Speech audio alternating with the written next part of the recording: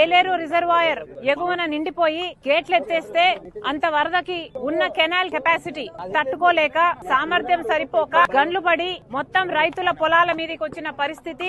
ఈ రైతులే, ఇక్కడ నా చుట్టూ ఉన్న రైతులే వందల ఎకరాలలో నష్టం జరిగింది. దీనికి కారణం ఎవరు అని ఒకసారి ఆలోచన చేస్తే మొట్టమొదటిగా ఏలేరు కెనాల్ వర్క్స్ మోడర్నైజేషన్ ఆధునీకరణ జరగకపోవడం వల్ల ఇంత ఘోర విపత్తు ఇక్కడ చూస్తున్నాం. ఇంతునిందమ్మా కాలువ మొత్తం అంతా పుడుకుపోయింది, ఇంత అయింది అని రైతులు చెప్తున్నారు. ఎక్కడికెక్కడ గన్లు పడ్డాయి. కెనాల్స్ మీద ఎవరే గాని వర్క్స్ చేయలేదు.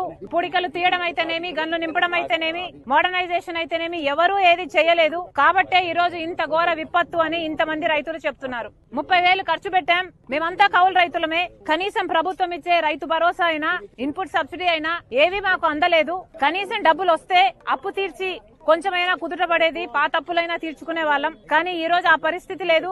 మొత్తం డబ్బు పోయింది. మేమంతా కౌలు రైతులమే, నష్టపరిహారం వచ్చినా రైతుకే వస్తుంది, కౌలు రైతులకైతే ఏమీ రావటం లేదు అని వీళ్ళు వాపోతున్నారు. వీటన్నిటికీ సమాధానం చెప్పాల్సింది ప్రభుత్వమే. అసలు రాజశేఖర్ రెడ్డి గారు ముఖ్యమంత్రిగా ఉన్న రోజుల్లో ఏలేరు రిజర్వాయర్ కింద ఉన్న కెనాల్స్ ని మోడర్నైజేషన్ చేయాలి, ఆధునీకరణ చేయాలి, దానిని ఎక్స్పాండ్ చేయాలి అని రాజశేఖర్ రెడ్డి గారు దానికోసం ఫండ్స్ శాంక్షన్ చేసి శంకుస్థాపన కూడా చేశారు. రైట్ కెనాల్, లెఫ్ట్ కెనాల్ అని పనులు కూడా మొదలు పెట్టారు. కానీ దురదృష్టవశాత్తు రాజశేఖర్ రెడ్డి గారు వెళ్లిపోయిన తర్వాత వచ్చిన ప్రభుత్వాలు ఒక్కటి కూడా పట్టించుకోలేదు. మన రాష్ట్రం 10 ఏళ్ల అయింది ఏర్పడి, కనీసం రాష్ట్రం ఏర్పడ్డాకైనా ఈ చిన్న రైతుల గురించి వీళ్ళ గురించి ఆలోచన చేస్తారు అంటే 5 సంవత్సరాలు చంద్రబాబు గారు ముఖ్యమంత్రిగా ఉన్నారు, తర్వాత 5 సంవత్సరాలు జగన్మోహన్ రెడ్డి గారు ముఖ్యమంత్రిగా ఉన్నారు.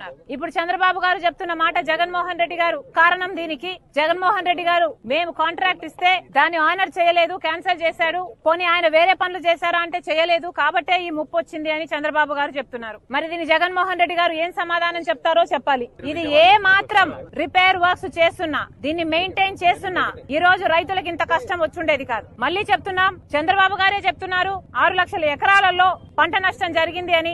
ప్రతి రైతు కనీసం 30,000 రూపాయలు ఖర్చు పెట్టానని చెప్తున్నాడు. నిన్న చంద్రబాబు గారు వచ్చారు, ఇదే జిల్లాకు వచ్చారు, 10,000 రూపాయలు ఇస్తామని చెప్పారు. కానీ చంద్రబాబు గారు 10,000 రూపాయలు సరిపోదంటున్నారు రైతులు. కనీసం 25,000, 25,000 ఇయ్యకపోతే మేము కనీసం అప్పులు కూడా తీర్చుకునే పరిస్థితిలో లేము అని చెప్తున్నారు. గత ప్రభుత్వం జగన్మోహన్ రెడ్డి గారు 4,000 కోట్ల రూపాయలు ప్రతి సంవత్సరం రైతుల పంట నష్టపరిహారం కోసం పక్కన పెడతామని చెప్పి రైతుల్ని మోసం చేశారు. మీరు మళ్ళీ అదే చేయకండి. రైతుల్ని ఆదుకుంటామని చెప్పారు, 10,000 ఇస్తామని చెప్పారు. దయచేసి దాన్ని 25,000 చేయకపోతే ఈ కౌలు రైతులు ఖర్చు పెట్టుకున్న రైతులకి ఇవ్వకపోతే వీళ్ళు కోలుకోవడం అసాధ్యం. మళ్ళీ చెప్తున్నాం, చంద్రబాబు గారికి కనీసం 6 లక్షల ఎకరాలలో పంట నష్టం అని మీరే చెప్తున్నారు. ప్రతి ఎకరాకి కనీసం 20,000, 25,000 చంద్రబాబు గారు వెంటనే కౌలు రైతుకు ఏ రైతు అయితే ఖర్చు పెట్టుకున్నాడో ఆ రైతు చేతికి ముట్టేటట్టు యంత్రాంగం చూడాలని చంద్రబాబు గారిని డిమాండ్ చేస్తుంది కాంగ్రెస్ పార్టీ. వెంటనే ఏలేరు కెనాల్ వర్క్స్ కూడా మొదలు పెట్టాలి. ఎలాగైతే బొడమేరు మీద పనులు జరగాల్సిన అవసరం ఉందో ఇట్లా ఏలేరు అయితేనేమి ఇంకా మిగతా పనులు ఎన్నో ఉన్నాయి, ఎన్నో ప్రాజెక్టులు, ఎన్నో కెనాల్ వర్క్స్,